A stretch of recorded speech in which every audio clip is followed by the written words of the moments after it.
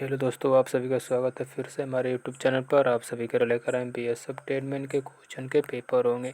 जितने भी क्वेश्चन हैं आपके एग्जाम के लिए महत्वपूर्ण होगा। क्वेश्चन नंबर 1 देखिए। क्वेश्चन नंबर 1 का होता है, भारत का राष्ट्रपति किसको संबोधित करके अपना त्याग पत्र लिखेगा? तो वो लिखेगा राष्ट्रपति उपराष्ट्रपति को अपना त्याग पत्र लिखेगा। ऑप्शन नंबर ए इसका बिल्कुल करेक्ट हो जाएगा। अगले क्वेश्चन बढ़ते हैं। क्वेश्चन नंबर 2 देखिए।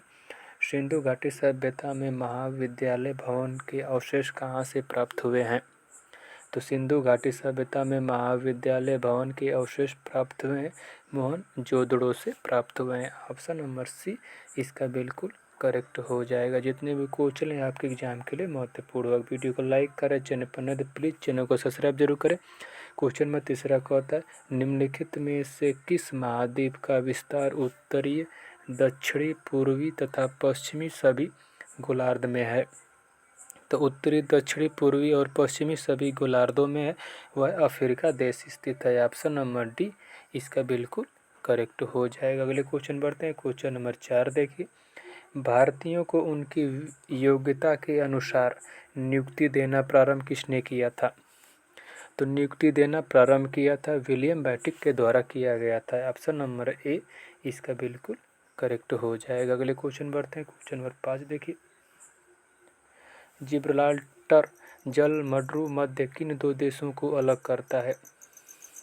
तो जिब्राल्टर जलमड्रू वो अलग करता है मोरक्को और स्पेन देश को अलग करता है। ऑप्शन नंबर बी इसका बिल्कुल करेक्ट हो जाएगा। अगले क्वेश्चन बढ़ते हैं। क्वेश्चन नंबर 6 देखिए।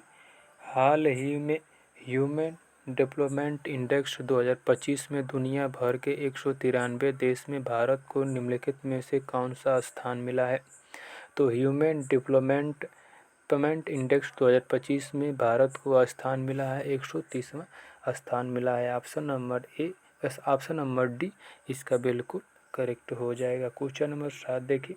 किस पंचवर्षीय योजना ने भारत में पंचायत राज्य प्रारंभ करने की सिफारिश की थी? तो भारत में पंचायती राज प्रारंभ किया गया था दूसरी पंचवर्षीय योजना के दौरान किया गया था। ऑप्शन नंबर बी इसका बिल्कुल करेक्ट हो जाएगा। अगले क्वेश्चन बढ़ते हैं। क्वेश्चन नंबर 8 देखिए। भारतीय संविधान के किस अनुच्छेद के अंतर्गत मंत्रिपरिषद सामूहिक रूप से लोकसभा के प्रति उत्तरदायी होता है? तो लोकसभा के प्रति उत्तरदायी होता है मंत्रिपरिषद, वह होता है अनुच्छेद 75 के द्वारा होता है। ऑप्शन नंबर सी इसका बिल्कुल करेक्ट हो जाएगा। अगले क्वेश्चन बढ़ते हैं। क्वेश्चन नंबर 9 देखिए। निम्नलिखित में से गल्फ स्ट्रीम क्या है? तो गल्फ स्ट्रीम वो एक गर्म जल धारा है। ऑप्शन नंबर सी इसका बिल्कुल करेक्ट हो जाएगा। जितने भी क्वेश्चन हैं आपके एग्जाम के लिए महत्वपूर्ण होगा। जल्द ही आप सभी को एसएसबी ट्रेडमैन की भर्ती जल्द देखने को मिल सकती है।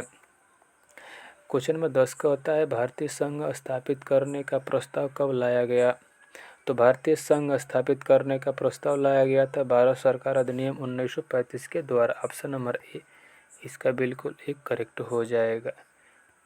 क्वेश्चन नंबर 11 का होता है, सिपाही विद्रोह के समय भारत का गवर्नर जनरल कौन था?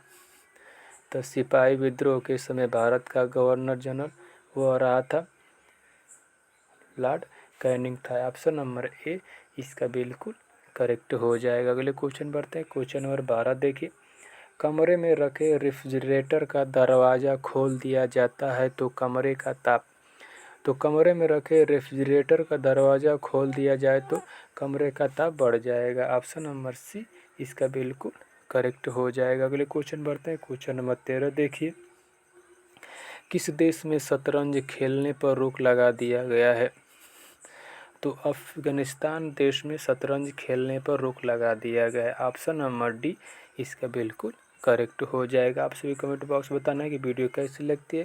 अभी तक वीडियो को लाइक नहीं तो वीडियो को लाइक करें, चैनल पर नहीं तो प्लीज़ चैनल को सब्सक्राइब जरूर कर दें। जितने भी क्वेश्चन आपके आने वाले एग्जामों के लिए महत्वपूर्ण होगा।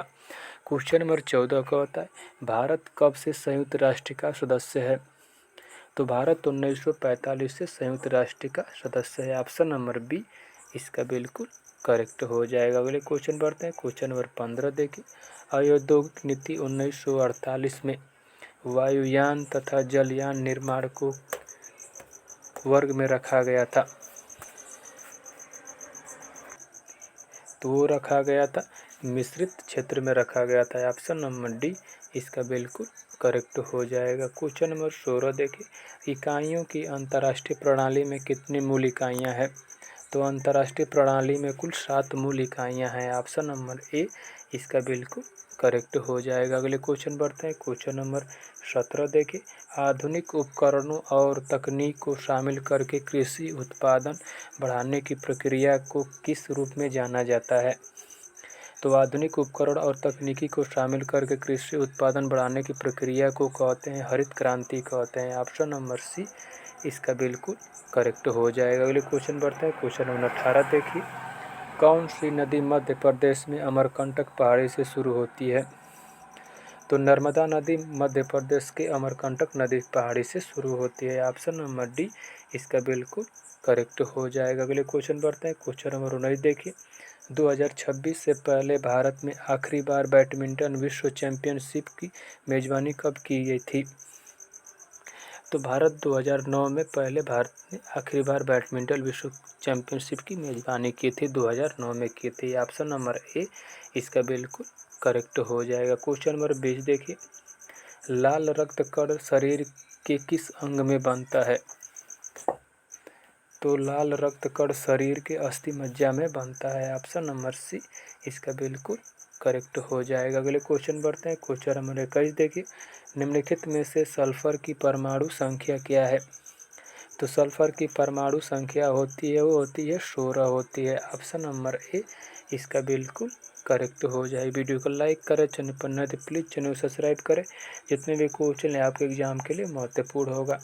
क्वेश्चन नंबर 22 का होता है, ईस्ट इंडिया कंपनी को सूरत में कारखाना बनाने की अनुमति किसने दी? तो ईस्ट इंडिया कंपनी को सूरत में कारखाना बनाने की अनुमति दी थी, वह दी थी जहांगीर के द्वारा दिया गया था। ऑप्शन नंबर बी इसका बिल्कुल करेक्ट हो जाएगा। अगले क्वेश्चन बढ़ते हैं दोस्त। क्वेश्चन नंबर 23 देखिए, किसी विशिष्ट अवधि के दौरान किसी देश की कुल राष्ट्रीय आय को उसकी कुल जनसंख्या से विभाजित करने पर प्राप्त मूल्य क्या होता है?